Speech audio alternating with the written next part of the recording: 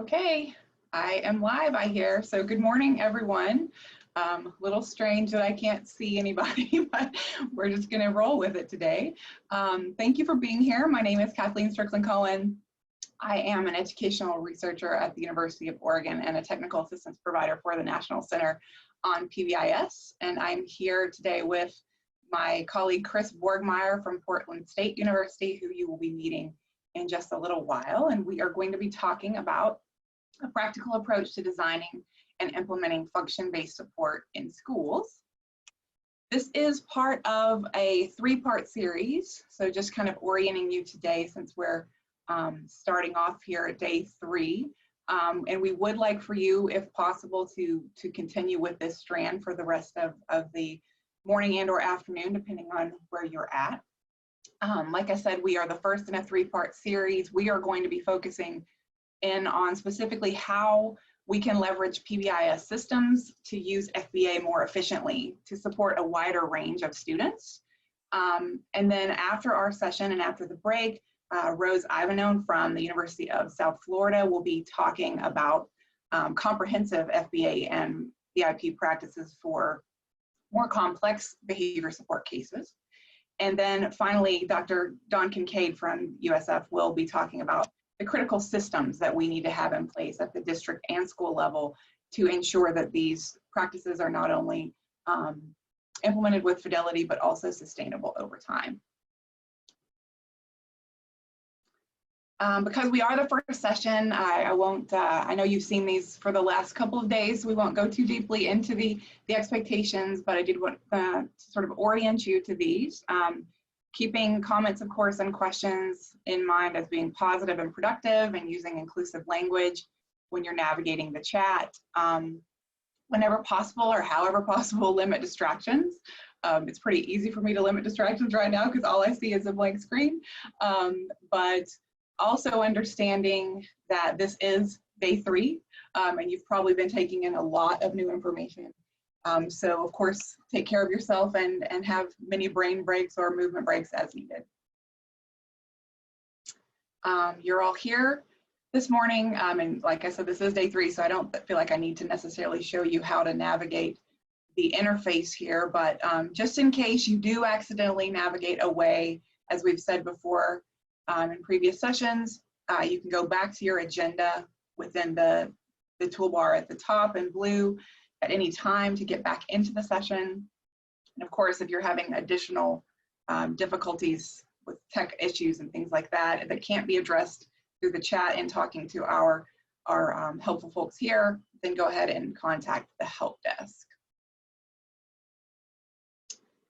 And finally, just a reminder that there are 2 ways that you can interact this morning. So through the chat, you can engage with each other in terms of other session participants and talk around the session topic if you're interested in doing so. We are going to be asking that if you have questions for us as presenters, that you go into the poll section or tab on Pathable and include or type your questions there. And there are also a couple of polls there that we are going to be asking you to complete. So for a little practice with that, we'll go ahead and ask you to do that today. There are 2 polls there that we would like for you to fill out really quickly as you have time or if you haven't already done so.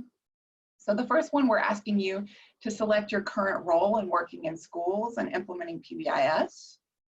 And we also want to have a sense of, in terms of who is here today, what is your familiarity and experience with FBA and the behavior support planning process? So having that information will help us to sort of tailor the information that we're giving a little more, or at least attempt to. As you're doing that, I'll just give you a tiny bit more about me. So prior to my current role, I was a professor of special education for 6 years, focusing primarily on working with pre-service general and special education teachers around classroom behavior management. And then prior to that, I worked as a behavior analyst and district level behavior specialist in the public school system in Texas. So the issues that we will be discussing today are very near and dear to my heart. And Chris, I believe, is going to introduce himself a little bit later. But Chris, did you want to chime in and give me any sense of who's here today? Yeah, I'll give you a quick update on the poll here. So it looks like we have, let's see, the kind of an even distribution. We've got about 11% school psychologists, 18% behavior specialists, 11% building administrators, 10% district administrators, 8% school counselors, 7% school social workers, 16% others. So those are the highlights for the roles and levels of familiarity. The ratings have been 12% say they're extremely experienced and familiar, 27% are experienced or familiar, 23% are somewhat experienced or familiar, and sorry, it's jumping around on me. About 23% say limited experience and 14% say little or no experience. So we kind of have a bell curve there. Okay. Well, we'll try to make sure that we're including all of the information, both for folks that are new to this, and also we'll have lots of information for those of you that are sort of old hat and have lots of experience doing this. So we'll try to do our best to address everyone's needs at this point. So just to get to the learning objectives. So learning objectives for our session today are to define what we mean by a more proactive approach to using FBA and behavior support planning in schools. We're going to be describing a lot of the tools and supports and some of the systems needed for districts and schools to use FBA more efficiently, and for students who engage in a wider range of problem behaviors than we often think about for FBA support. And we're also going to be providing an overview of the basic FBA to BIP curriculum and tools for school-based behavior specialists and district trainers and coaches. So this will be a good example of a way that you can move forward in thinking about how you can support your schools in building the capacity to use FBA more efficiently. So before we move forward, when we're thinking about this, and as you're moving through the whole strand today, we want you to be thinking about going back and working with your team and considering, how does this fit? How does this information that you're learning fit in with your priorities in your school currently or your district currently? Who would be doing the work? We're actually, Chris and I will both be spending some time today talking about how you might think about reallocating resources within your schools and districts to better support students who need individualized support. And also be thinking about how you will be assessing whether or not it's being implemented, or these things are working for students, or producing the student outcomes that you're looking for.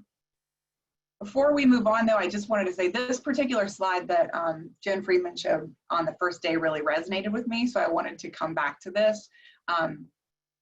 We're going to be talking about Tier 3 support today, and we realize that implementing Tier 3 support is just by the nature of the students that we're supporting and the problem behavior that we're trying to, or challenging behavior that we're trying to address, can be very time and resource intensive. And with everything that is currently going on in schools, we want to continue moving forward with this, but we don't want you to be overwhelmed. So I like this idea of focusing somewhere between, we don't even know where to begin, so we're not going to do anything, and we must do everything, so we're not going to do anything, and really focusing in on a few steps that you can take in moving forward in identifying some ways that you can start moving in the direction of supporting a wider range of students. Okay, so without further ado, let's talk a little bit about what we mean by functional behavioral assessment. Since there's some folks here that aren't as familiar as others. FBA is based in behavioral science. There's a large body of research that has shown the utility of FBA for improving outcomes for students who engage in challenging behavior, or individuals actually who engage in challenging behavior in a number of contexts. But particularly in schools, we have research going back all the way to the 80s showing the efficacy of this. Sorry, I'm getting a notice and I'm not sure exactly what it means. So FBA is the process we use to determine a lot of information about the student, so the student's strengths, the student's current challenges. I am going to 1 minute here. Sorry about that. I want to go back 1 second. So FBA is the process that we use to identify the function of a student's challenging behavior. So the purpose or function that that particular behavior or pattern of behavior is serving for the student, and in other words, also what is that behavior communicating to us? So one of the things that we try to do is we try to, and I already said this, but I'm backtracking a little bit, we use this process of information gathering to determine what the problem behavior looks like and operationally define that problem behavior. We want to understand, like I said, the student's strengths and the challenges that they're having. We want to understand a lot about the context in which the problem behavior is most likely to occur, and also the context in which the problem behavior is least likely to occur. So we have an understanding of those environmental variables that are occasioning problem behavior. FBA we think of oftentimes in schools as this particular set of strategies or a particular process that we use in our school. We might even think of a particular form or set of tools that we have to conduct FBA, but it's actually a larger umbrella term in the field. So FBA can include anything from database reviews and brief stakeholder interviews for sort of milder challenging behaviors, all the way to what we think of as functional analysis or the systematic manipulation of environmental variables for those students or individuals who engage in really severe or dangerous or types of challenging behavior.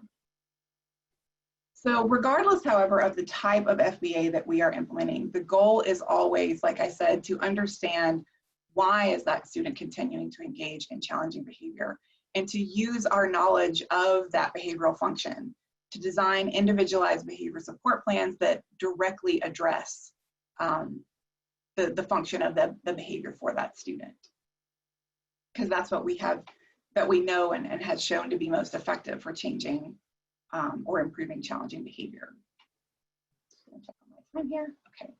So there is and has been over the last 15 years a growing body of research that shows that Tier 3 support can be effectively designed and implemented by school personnel. But we know that oftentimes schools continue to struggle to explicitly connect FBA information to individualized support and to implement BSPs or behavior support plans with fidelity.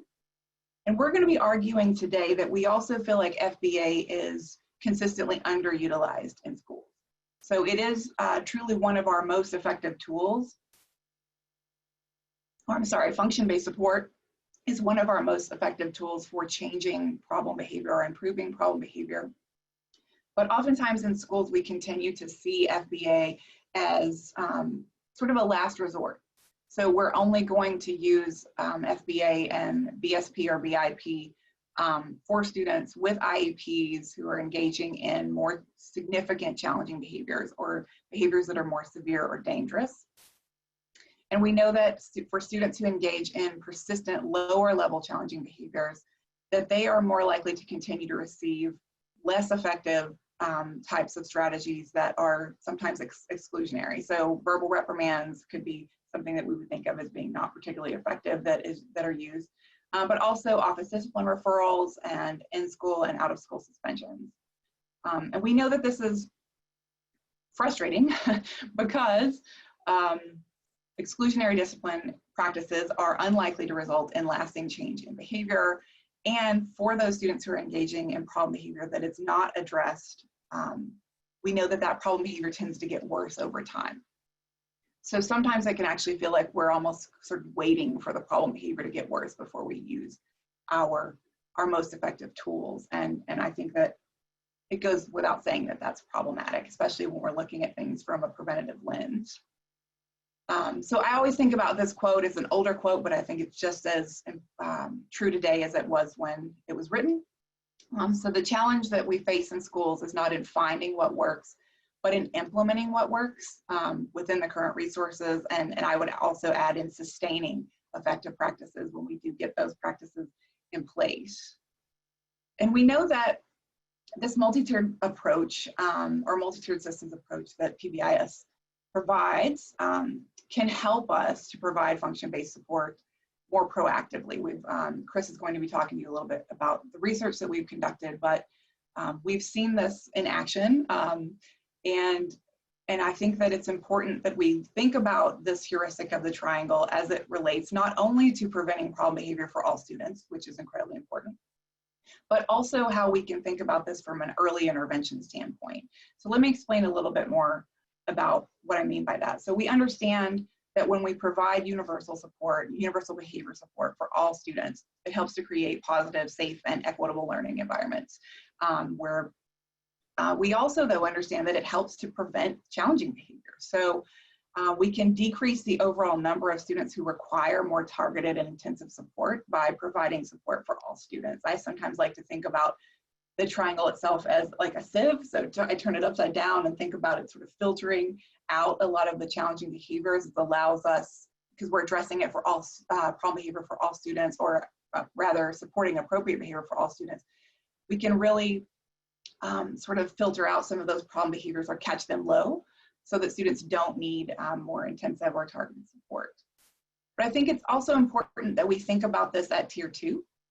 So we're not just thinking about how we can think about prevention from a tier 1 perspective, but also thinking about how we're using data at tier 2 in our team-based decision-making process to identify students that aren't being successful at tier 2 or with that level of support. So one of the things that we've seen over and over again is that many of the problem behaviors that tier 2 teams encounter that are persistent. So in other words, students that aren't necessarily responding the way that we would hope they would to tier 2 support, but maybe those problem behaviors aren't necessarily what we think of as being intense enough to require tier 3 support. So again, that sort of leads us to this place where we've got students that they're not necessarily responding the way we want them to tier 1, but maybe their challenging behaviors are less intense, and so we're not necessarily, I'm sorry, tier 2, but they're less intense, so we're not necessarily thinking about tier 3 yet, which is a problem. Kind of like I was saying before, we want to be supporting students with the most effective practices that we have. We also want to think about this from a preventative lens. So we want to prevent those students from seeing that escalation in problem behavior. So one of the things that what we are going to be focusing on talking about today is this idea of a more basic or proactive behavior support planning approach. So we can utilize FBA and BIP for students that have lower level challenging behaviors that are persistent and that are not being sufficiently addressed with our typical tier 2 supports. And going back to that teaming process, thinking about using multiple sources of data to identify those students for which we might want to increase a little bit of what we're doing at tier 2, and also maybe those students that we think need a little bit more support. So thinking about that additional layer of saying we're going to go ahead and start thinking about what is the function of this behavior for this student. So coming back to the triangle, we know there are always going to be students that have complex needs. So yes, there are going to be students that are engaging in problem behavior that is significant enough and challenging enough that we need wraparound support, we need mental health supports in place, but there are also going to be some students that we have seen that are engaging in lower level, non-dangerous problem behaviors that simply aren't being adequately addressed at tier 2, but that we can provide some sort of simplified and streamlined procedures, or put those procedures in place to easily sort of move that student back down to what we think about as being needing tier 2 support. So I want to give you an example of that. So thinking about non-dangerous problem behaviors, maybe you've got a student that's persistently out of their seat, or they're engaging in lower level disruptive behavior in class, but maybe that challenging behavior is only occurring in a couple of routines throughout the day. So this is a student that maybe for the majority of the day is doing really well, but only in these particular routines are they having a really difficult time, and tier 2 support isn't adequately addressed. The current tier 2 support isn't adequately addressing that. So we want to think about, are there questions that we can ask, ways that we can get a little bit more information to identify within those contexts, what is the function of the problem behavior for that student, so that we can put some relatively simple and feasible strategies in place to address that problem behavior. And hopefully, like I said, teach the skills that are needed to sort of allow that student to really efficiently move back to a lower level of support. And we can use our PBIS systems for overcoming some of the barriers to actually implementing this. So Chris is going to be talking to you about this approach, but obviously we need to sort of set things into, or get things in place so that, sorry, 1 second. I don't know if you can see that. I was just moving something out of the chat. So some common barriers that we see for implementing Tier 3 support, and particularly when we're thinking about how we can actually expand what we think of as being Tier 3 support, is obviously this sort of lack of personnel with sufficient training related to function-based support in schools. So sometimes we get sort of caught up in this expert model, or that's something that I see a lot in districts, even districts that are implementing PBIS. We sometimes have more of this model where we have a couple of individuals or a handful of individuals at the district level who are trying to support all students with Tier 3 needs. So they're the ones that are conducting FBA and creating plans for all students across the district. Obviously, this can lead to this sort of triage model of support. So that's one of the things that prevents us from being able to support students that have lower level challenging behaviors, because oftentimes behavior specialists in that position are sort of putting out fires, if you will, or spending most of their time doing that. We can also run into problems with plans that are being built by specialists who aren't as familiar with the context itself that the student is engaging in the problem behavior within, and with minimal input from plan implementers, which we know can lead to a lack of contextual fit of those plans, which of course can lead to a lack of implementation fidelity. And also with too many, or with too few individuals trying to support too many students, we also end up with this lack of follow-up support and feedback and coaching support that we know is so critical at Tier 3 for implementers.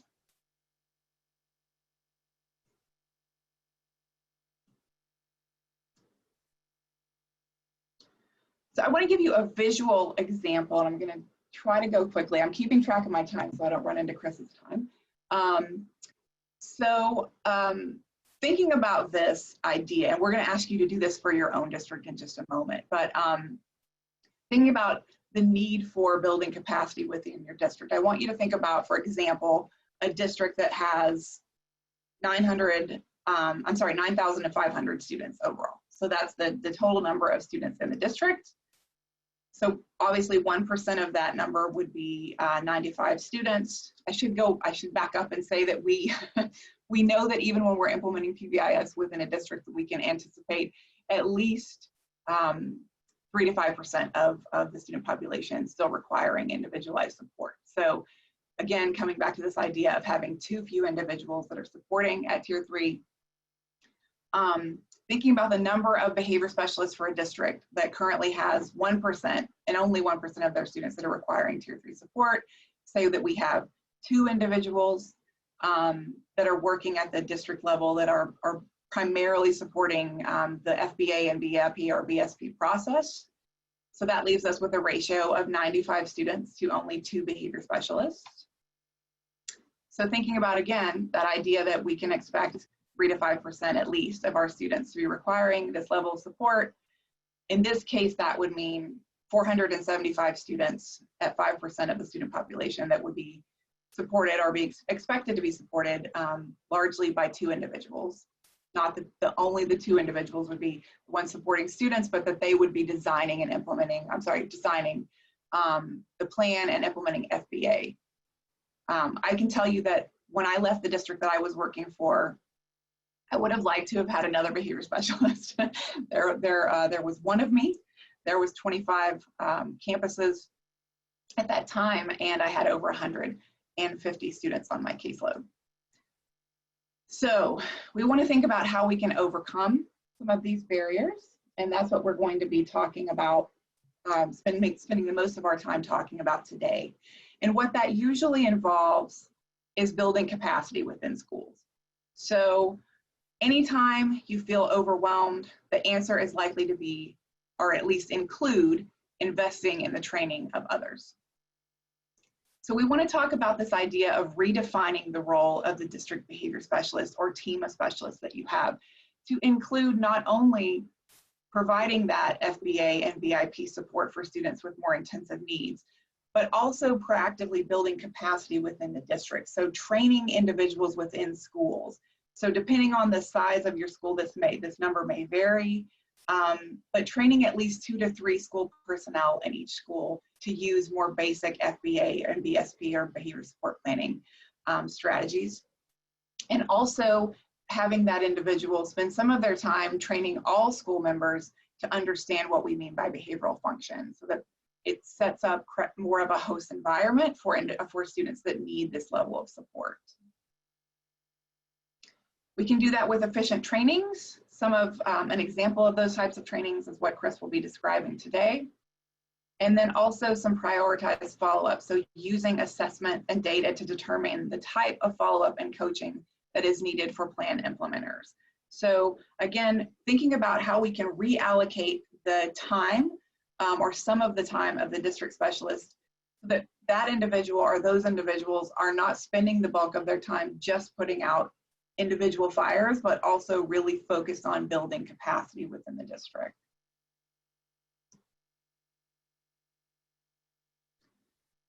So the role of the behavior specialist in this case would be to get, like I said, build capacity for this sort of basic approach. So coming back to this idea of we have now, because of this training, we want to have school-based teams that can help to address these sort of moderate challenging behaviors that are not dangerous, but could use some additional support beyond tier 2. So again, this sort of relatively simple and streamlined process for conducting FBA and for building behavior support plans that can be conducted by a team of school-based professionals without always having to rely on district level support. So I'm about to transition and give this over to Dr. Borgmeyer. But before I do that, I'm just giving you a chance to go into this poll and think about this for your district. So, so thinking about the ratio within your district, how many students are currently in your district, about what percentage of those students are receiving or needing to receive tier 3 support, and how many behavior specialists or behavior analysts or specialists at your district level do you have or do you know of that are currently supporting that number of students? Okay, I'm going to stop sharing my screen now and give this to Chris. All right, I will try to share my screen now. Are you seeing my screen? Yes. Excellent, thank you.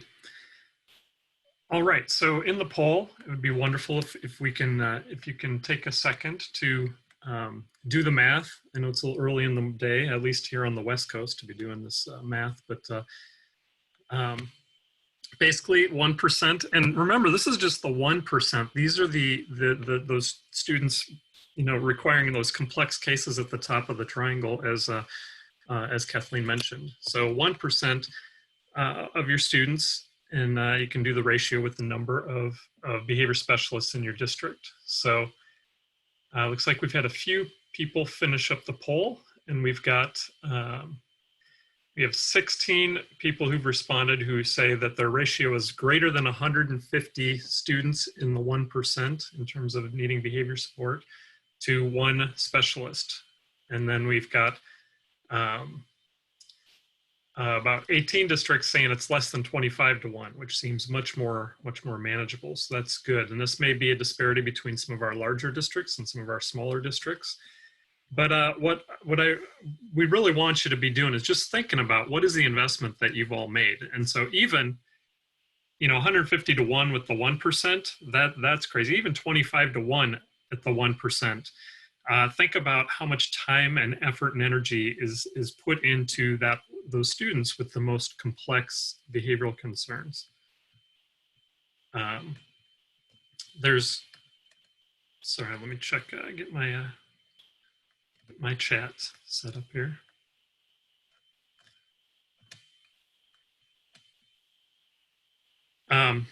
So so even for the 1%, think about how many hours of investment when you're talking about wraparound supports and coordinating, mental health supports and the variety of meetings and stakeholders involved.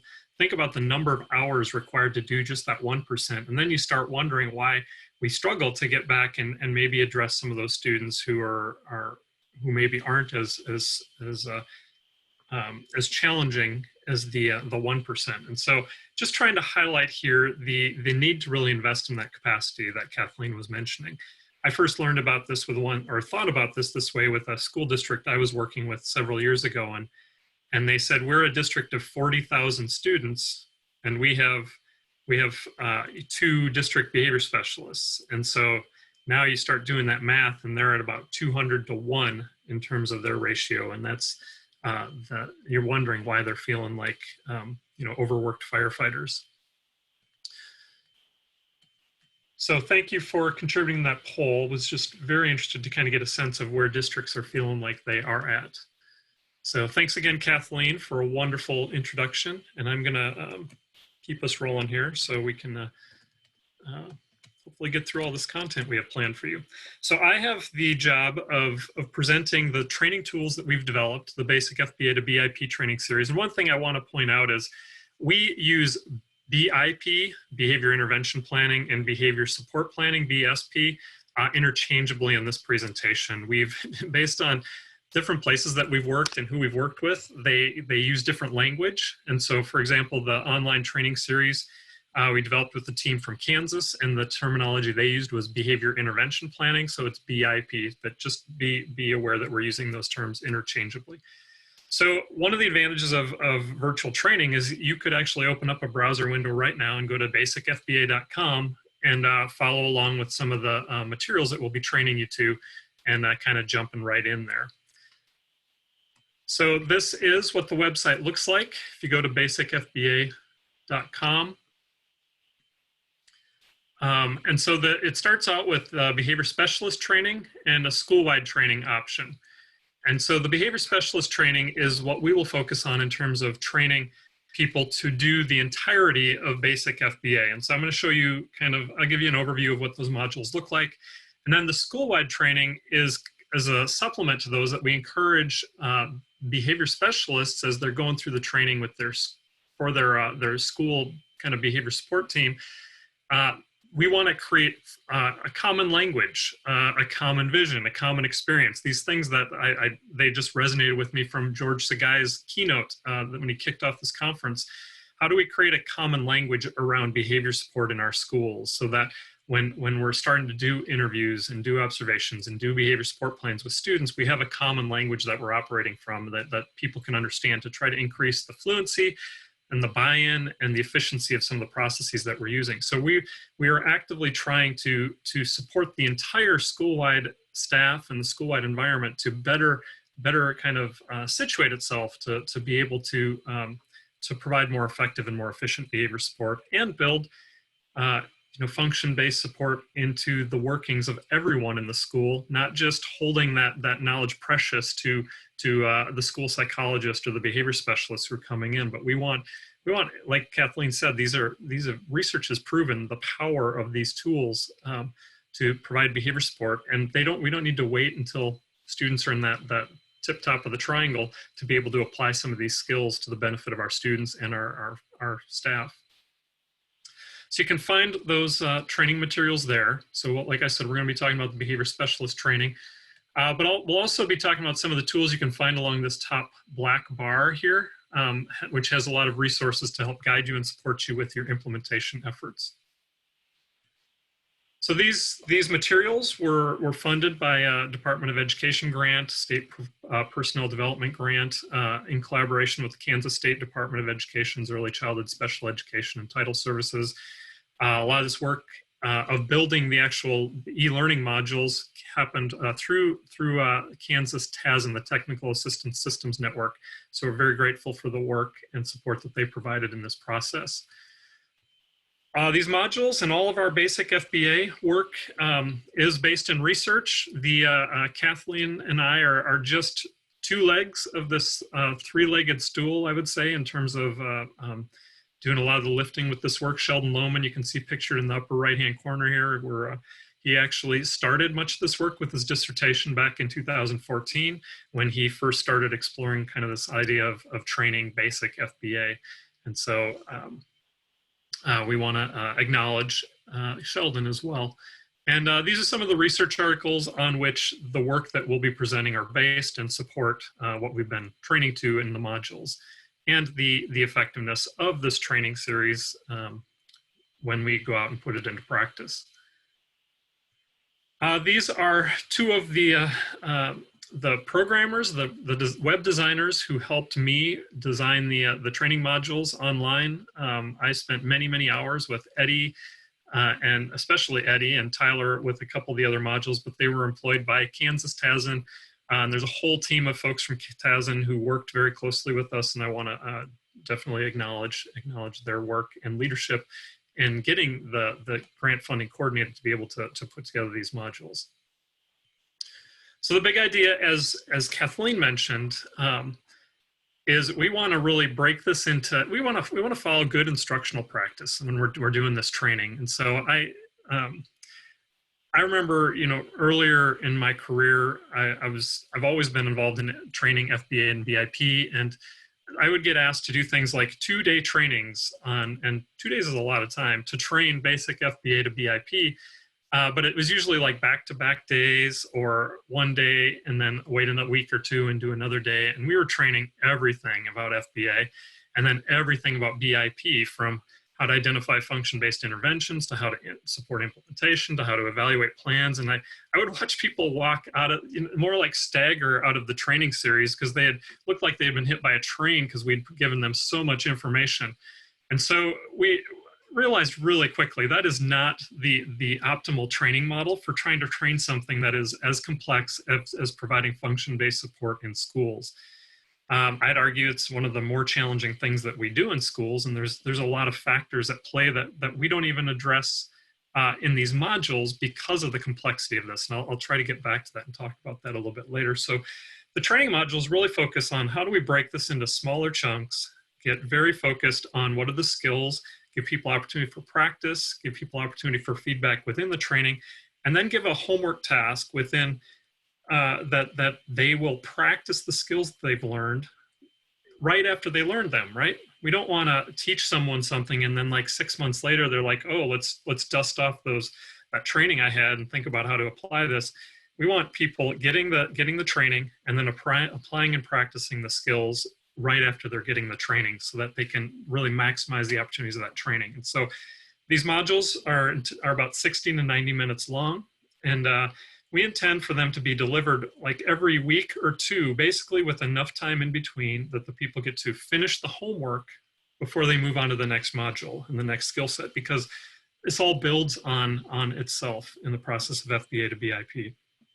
There's a lot of interactions in the training activities, built-in assessment activities, and as I mentioned, the homework tasks. Each module has a pre-test and a post-test. There's a participant guide and materials to follow along with. There's scripts of the slides and the content that's presented within the slides. And one of the best things, all the tools and resources are provided for free on the website as you go through the training, and the entire training itself is free in terms of accessing and being able to utilize the modules. If you're going to use this with the greatest degree of effectiveness, I think you have to think about how are you going to structure training and support and coaching and feedback, and that will have some cost, but those costs will exponentially benefit you in terms of the benefit, the amount of the time that people are putting into sitting through the modules. There will be exponential benefit, and there's ability to actually generalize that to implementation, which is what this is really all about. So these are the 7 modules. I'm going to give you a brief flavor of each of these, but you can go online and you can go through these modules yourself. So, pop a little popcorn and or sit down with a snack, a cup of coffee, and go through each of the modules yourself. So Module 1 and Module 4 are actually the modules that we intend to do with the entire school staff.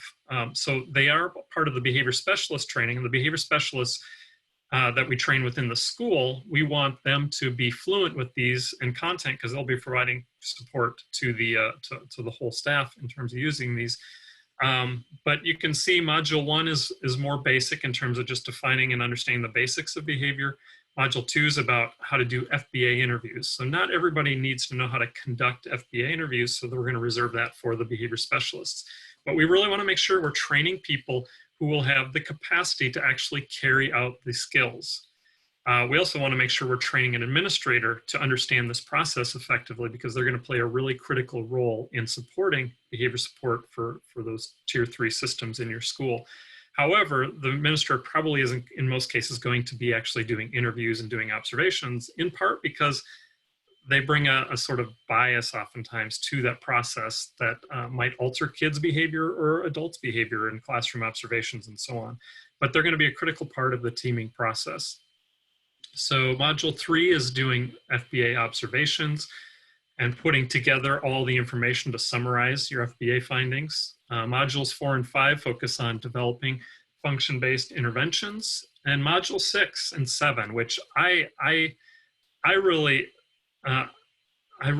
think Module 6 and Module 7 are almost the most important things that we do, because these oftentimes don't get very much attention in a lot of the FBA training that I've seen. But we can go through the whole FBA process and the whole behavior support planning process, and if we don't actually implement the plan, we're missing the whole picture here. And then we also know that after years of this work, we have enough humility to know we got to actually evaluate the plan too. We can't assume that we're getting it right along the way. And we also know that a lot of times these students are getting under the skin of some of the adults they're working with, and we can't rely on just verbal summaries or reports, because we have a tendency to remember the last worst episode we had with the student, and we oftentimes don't get a fair representation of how hard the student might be working to actually turn things around with their behavior in schools. So we want to really emphasize the need for evaluation and database decision making in this process.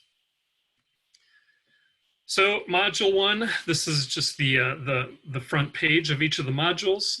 So Module 1, the basics here are: can you define behavior in observable and measurable ways? Can you identify antecedents? Do you understand what triggers means? Do you understand consequences and the why or the function of behavior? So we're just starting to introduce people to the concepts of function and kind of ABC, antecedent, behavior, consequence, so that we can start establishing that common language across our behavior specialists and across staff in our schools. And so remember, this is the training that is done with all staff in the school. So the homework task is what we call an ABC tracker. And so we ask that all teachers, after they do the training, they identify a student that they can predict that they're probably going to see some occurrences of behavior over the next 2 weeks. And then even kind of narrow that down to what routine in the day, math class or recess or whatever it might be. Identify the routine in which you're most likely to see occurrences of the behavior. And then every time you see an occurrence of behavior in the next week or two during math class or whatever your prioritized routine is, go back and document the behavior. When you have a moment, a little break in the action, go back and take a moment and just document the behavior you saw, reflect on what was the trigger to that behavior and what was the outcome or the consequence to that behavior. I want you to document about 5 or 6 occurrences of that over the course of that week or two, and then put that together into a summary statement. And so a lot of times just having the chance to sort of pause and slow down and focus on understanding patterns and triggers to the behavior, patterns and outcomes, patterns to the behavior, teachers are going to start generating some ideas on their own that they can implement just by having a kind of some tools and a framework for looking at behavior. But what we found is this is also a really tremendous tool to pass along to our tier 2 teams or our tier 3 problem solving teams as some foundational information to understand what's the function of behavior, so that we can start matching to intervention in our problem solving efforts. So this is the the homework tasks page that is part of each module, and it lays out, very clearly what are the expectations in terms of the homework completion. So moving along to Module 2. Module 2 is just for the behavior specialists, and it walks people through how to complete the forms and the process for completing an FBA interview. And this, FBA interviews they're challenging, they're tricky. And one of the challenges, one of the things that we know for sure is watching one of these modules one time is not going to make you an expert in doing functional behavioral assessment interviews. That's why we strongly encourage pairing this with coaching and feedback.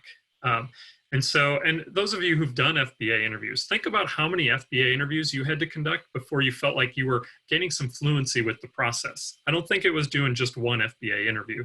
It was probably doing 5 or 6 or 10 FBA interviews, and that's just one part of the process. Now think about how many FBAs and BIPs you had to do before you started feeling a sense of fluency about this. So it's not going to be sufficient to go through the training once, go through the process once, and think, hey, we're there in terms of being able to do FBA to BIP. So you've got to really put this training within a larger plan of professional development that provides multiple opportunities with feedback and coaching to get to a level of fluency for something that's as challenging to implement in schools and is just as complex as even a basic FBA to BIP, which is then a stepping stone to understanding how to do complex FBA to BIP.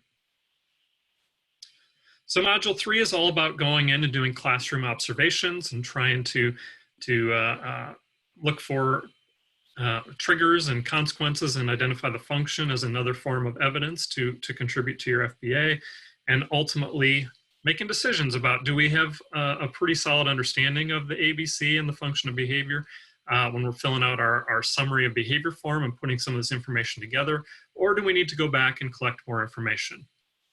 And so that's Module FBA kind of takes you through functional behavioral assessment and finishes up the FBA piece of this. And so the homework task then is to, with a real student case, go and do an FBA observation that builds on the real student case on which you did the FBA interview. So again, as you go through these modules, you should be walked through completion of an entire FBA to BIP process.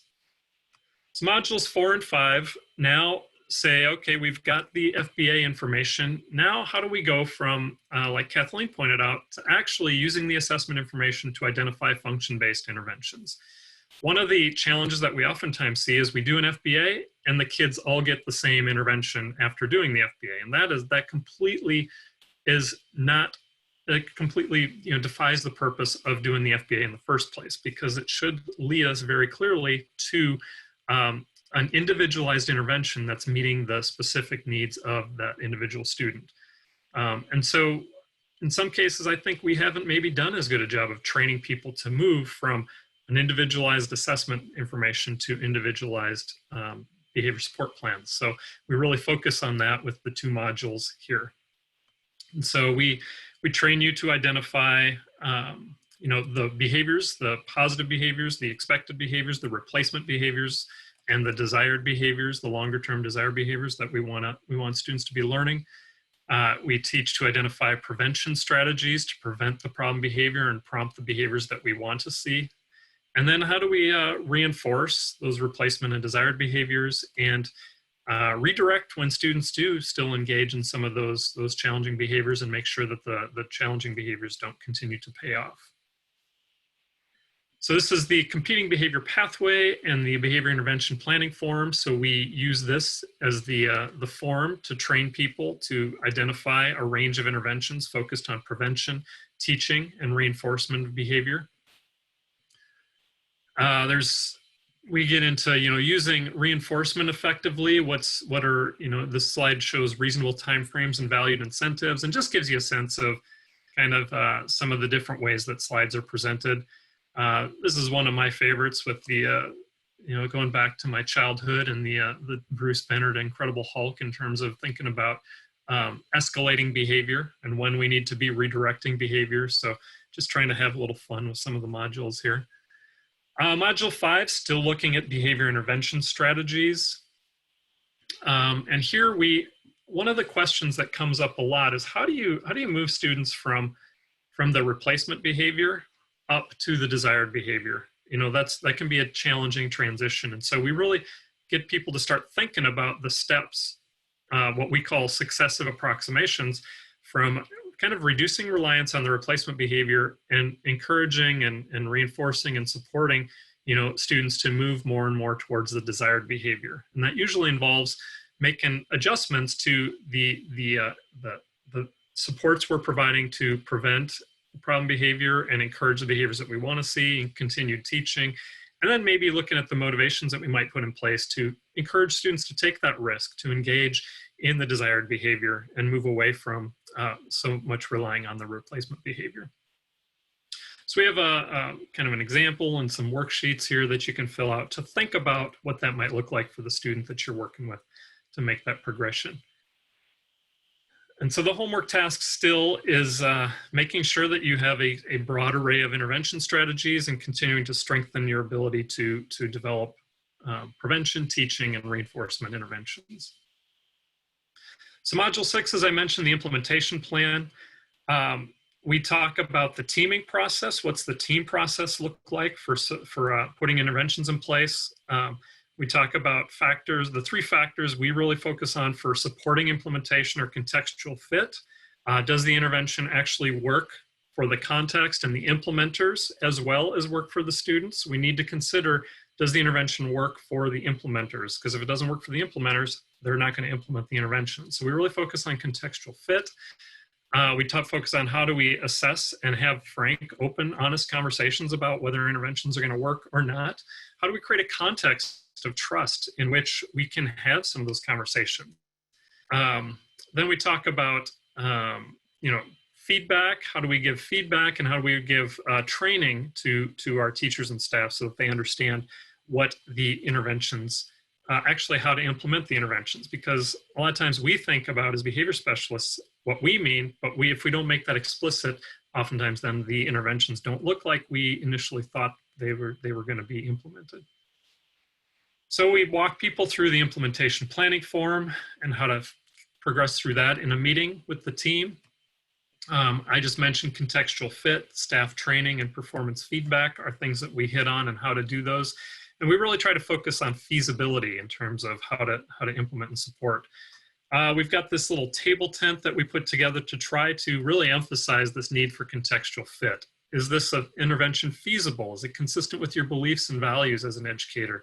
Do you have the skills needed to be able to implement this? We gotta put that right out front in terms of understanding and identifying interventions to implement. So here we have just an example of feedback. You know, how often should we provide, how often do we recommend providing feedback? You know, especially in those first couple of weeks. We want to be in the classroom. We want to be there supporting the student, supporting the teacher to implement the intervention, and make sure they get off on the right foot in terms of implementation. Because if the teachers can see some initial momentum and success, they're going to be more likely to continue to implement, especially if we're checking in with some encouragement and support and just answering any questions that they might have. So we have actually built in self-monitoring as another way to encourage implementation. So we use a daily point card to track students' progress. And then on the back side, this was a nice study by Pinkelman and Horner in 2017, where they demonstrated that teachers who are self-monitoring their implementation of components of behavior intervention plan, we actually see increased implementation, and we see, you know, more benefit to students who are experiencing that increased implementation. So a little research support for our, you know, just implementing something and thinking about how do we keep this simple and practical. Just having teachers self-monitor and self-reflect has an impact in most cases on their implementation. So we've built that into the process, always thinking about how can we make this as feasible as possible for implementation. So this is just an example of the point card. So we're individualizing the goals for the students based on our behavior plan. And in Module 7, we walk people through how to do that. And then individualizing the interventions that staff are going to be implementing and evaluating themselves on based on the interventions that we come up with. So they will use those tools to lead a behavior support planning meeting and support implementation of the plan. And then Module 7, gets to evaluation. And here we've got a data template that we use. You can also use, Swiss has a really nice data template to use to track Tier 3 behavior support, but we train to this graphing template that we provide, and it tracks fidelity of implementation as well as student points off of the point card. And it just gives us some guidance around implementation fidelity of the plan as well as student outcomes. So we have an evaluation plan, review meetings, and then we actually even take a look and try to support people to get a little practice with reviewing data and making decisions based on data at some of those behavior support plan review meetings. So that is a quick look at the modules, a very quick look. You definitely can dig in a little bit more with those and try them out.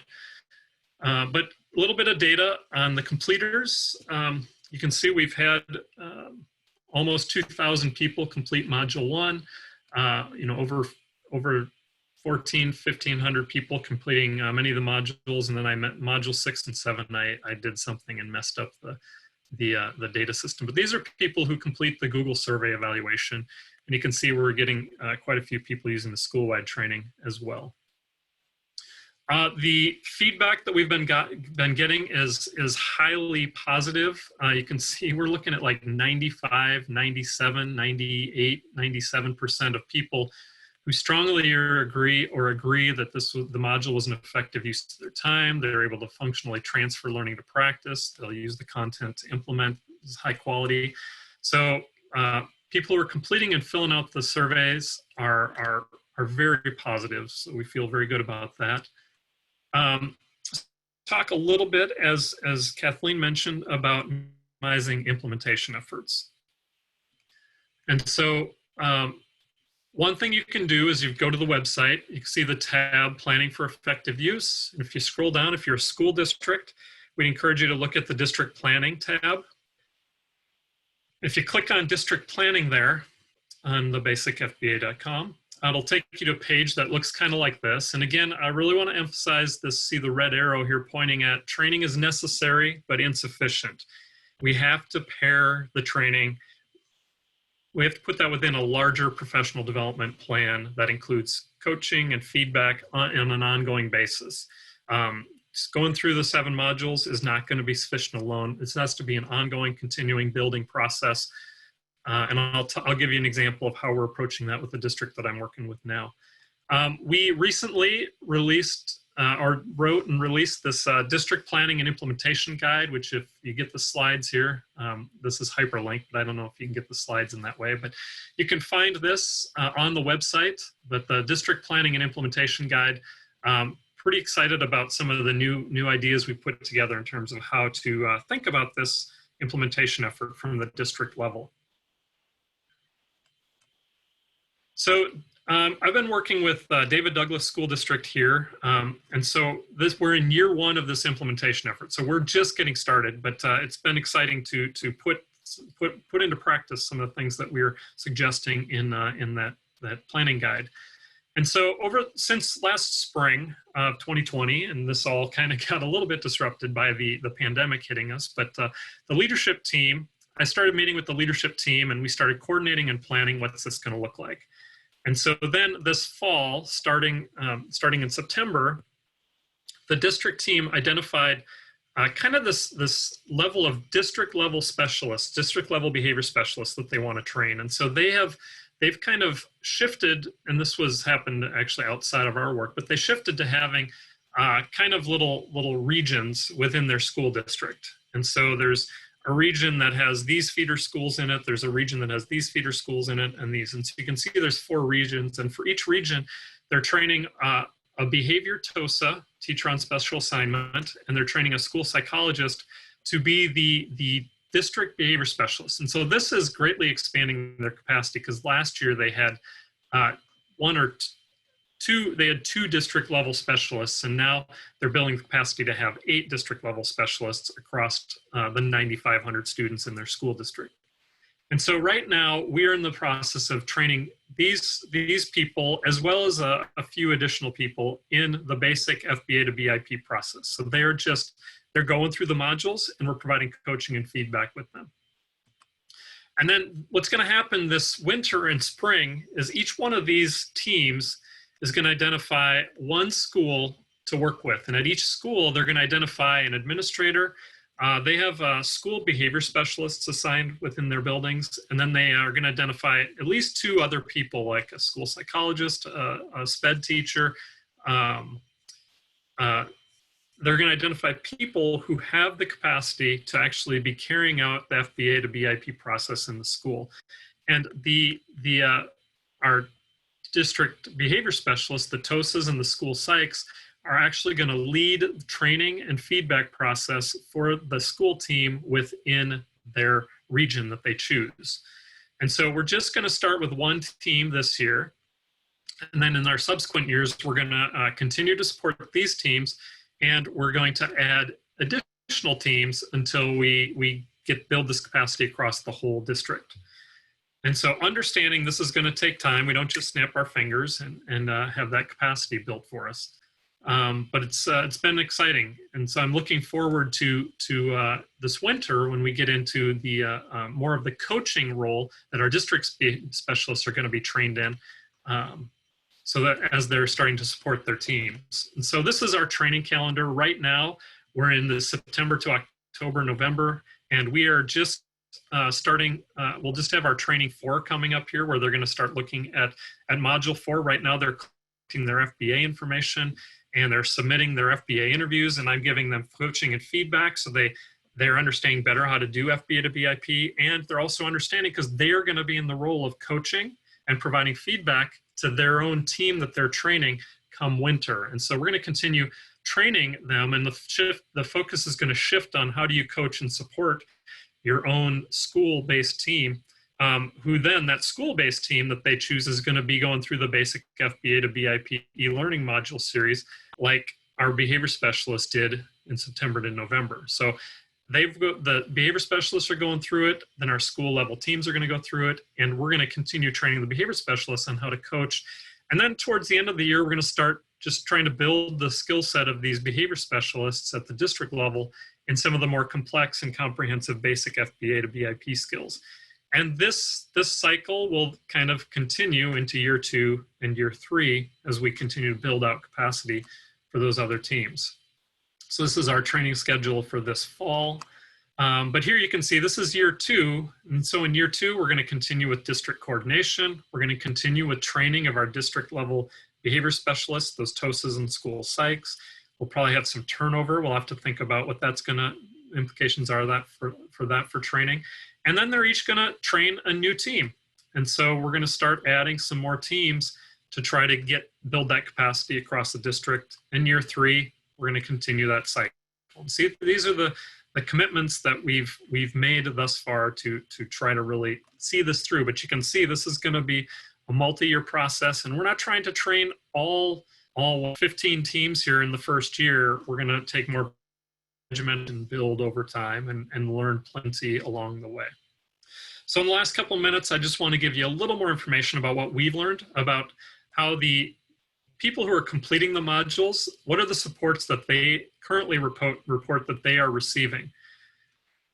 And so we've had 490 people respond to the survey that we have at the, to these items on the survey that we've provided at the end of the module 2. And we asked them, you know, how many of you are as you're finishing these modules, if you're doing this as part of professional development for a school district, how many of you have had to at least provide evidence of module completion? And 75% yes, we have to take a screenshot of the results page of each module and send it to our specialist, our district administrator or whatever. But then the next question, only 38% say they're required to complete the homework. And that's, I gotta say, that's disappointing to me, because we know completion of the homework is so critical to building the skill set. And so that's something we want to continue to encourage and improve on in this process. 69% reported a coach was available to answer questions they might have about the modular homework, but only 50% reported receiving feedback on homework tasks. So, and that's a little bit interesting, because the 50% here is greater than the 38% who are required. So I'm hoping that means, even though it wasn't required, we did the homework tasks and I was able to ask someone for feedback. that's with behavior specialist training. We see similar numbers with the Module 1 school-wide training.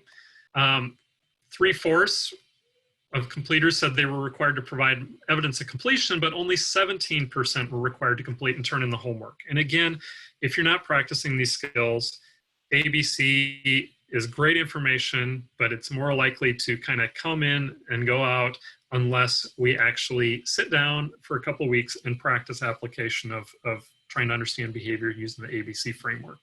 So, so we really want to encourage you all to think about how you can most responsibly use these modules to maximize the benefit. If people are already spending an hour and a half going through a module, let's follow it up with a little homework and ongoing coaching and feedback so we can start to really solidify those skills. And at the district level for behavior specialist training, put it in the context of ongoing professional development so that we can really get to a level of fluency where people are successful with implementation. So we need to build capacity. You have to learn to walk before you can run, learn the basic FBA skills before you move on to the complex FBA skills. All the free training tools are there that we're providing through basicfba.com.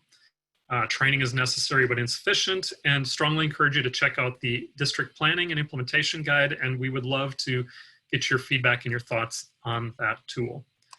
So with that, I want to turn things over to our question and answer session and invite Kathleen back.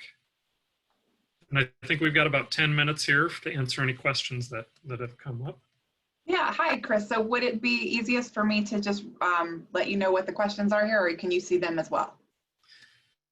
I'm just looking at them now for the first time. So if you have any that you've picked out, please bring them up. Yeah, so one question that I thought was right here at the top that's helpful was what staff are the modules most appropriate for?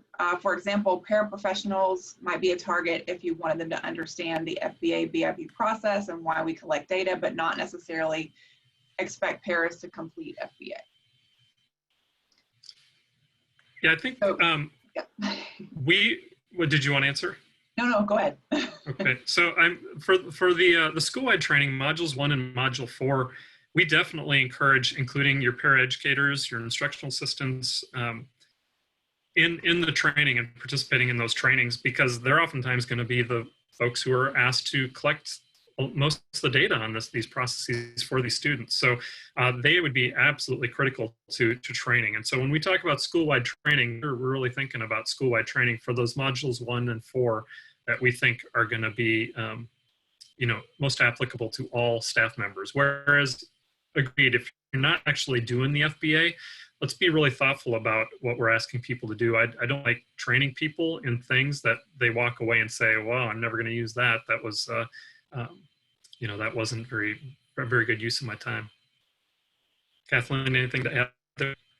No, that would have been exactly what I say too. We definitely want, when we say, having the modules that focus on understanding the FBA process and understanding what we mean by function-based support for all, for the whole school. We really mean the whole school, I think, not just, teaching staff, but also definitely including paraprofessionals.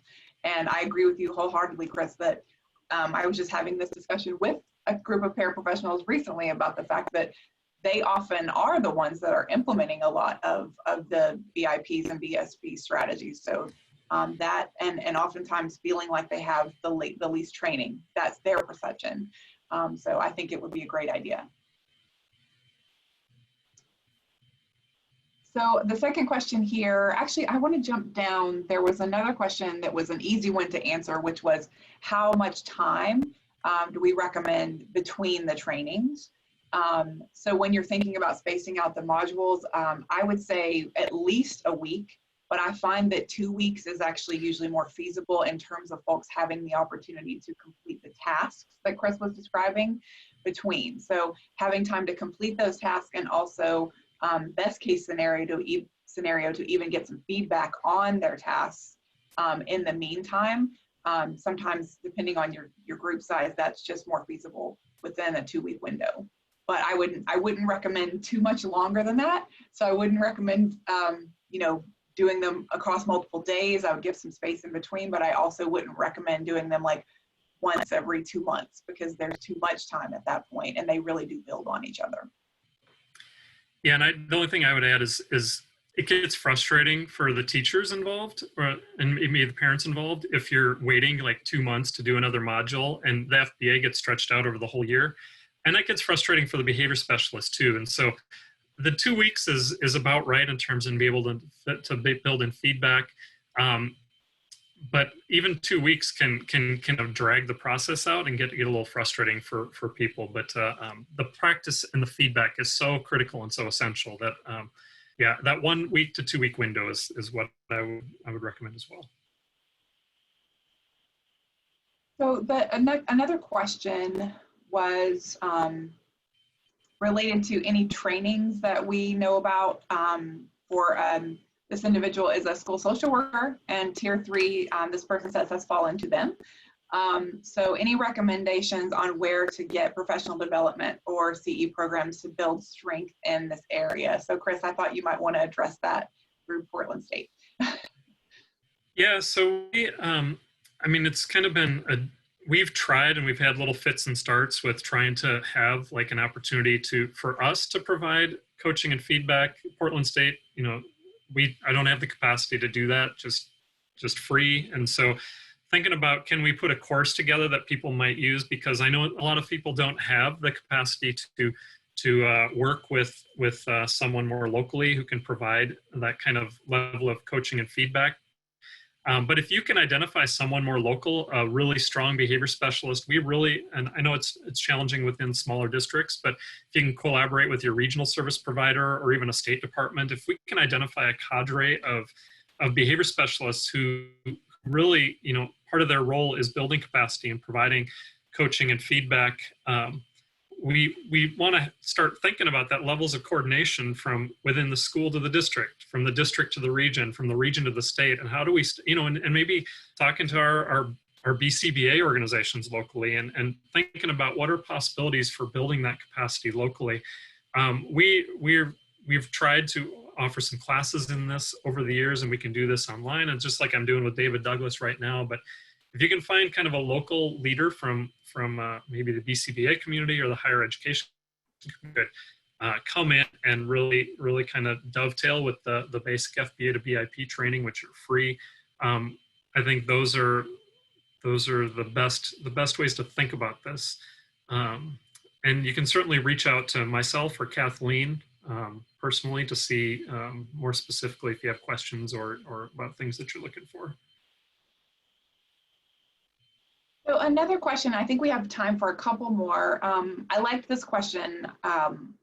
It's related to using basic FBA and BSP at tier 2 versus tier 3. So in our opinion, students that are not responding at tier 2, such as with check and check out, should these students be referred for tier 3 or the basic FBA, BSP, or could this be accomplished at tier 2? I'm asking this question to think about how schools set up multi-tiered systems. At what point does a child begin to receive individualized support? And do you recommend only at tier 3, or could this be provided at tier 2? So my perspective on that is schools are so strapped for resources that we part of this, the goal here is we want to be as efficient as possible with the resources that we have. And individualization it's hard to be efficient with individualization. We know many kids need individualization, and part of what we're training here is, you know, don't go to comprehensive, complex, collecting every bit of information you possibly could for kids who don't need that level within, even if they need tier 3 support. How do we start with the smaller pieces of data collection and kind of build there? And so tier 3 is going to work most effectively when it's nested in a foundation of strong tier 1 support. And we want to take understanding a function of behavior and using the ABC tracker and implement that as a support for teachers across the school so that they're starting to talk about function-based support and intervention at the tier 1 level. And then if they're filling out their ABC trackers, they can pass that information along to our tier 2 teams. And so instead of me maybe running out and doing interviews at the tier 2 level, which seems like a heavy lift for tier 2 interventions, which are really designed to be efficient interventions, If we could start using information from the ABC trackers that people are collecting, or information from the possible motivation box and the Swiss discipline referrals more effectively, that can help us with incorporating function-based support into the Tier 2 process without jumping full-fledged into interviews and observations. So it looks like we are at time. Chris, do you mind bumping down one and showing our email addresses there? I know that some of you still had questions that you would like for us to answer, and I hopefully speak for both of us when I say that feel free to contact us directly, since we are out of time. But thank you so much for being here today and your time. And like I said earlier, hopefully you will sort of continue within this Tier 3 strand, and the next step will be learning more about the kinds of complex supports that Chris was just talking about, in terms of those that we sometimes try to avoid if we can, but obviously there are going to be students that need that level of support. And so that's what Dr. Ivanhoe will be talking about next. So thank you. Bye, thank you. Thank you, Kathleen. Thank you, Chris.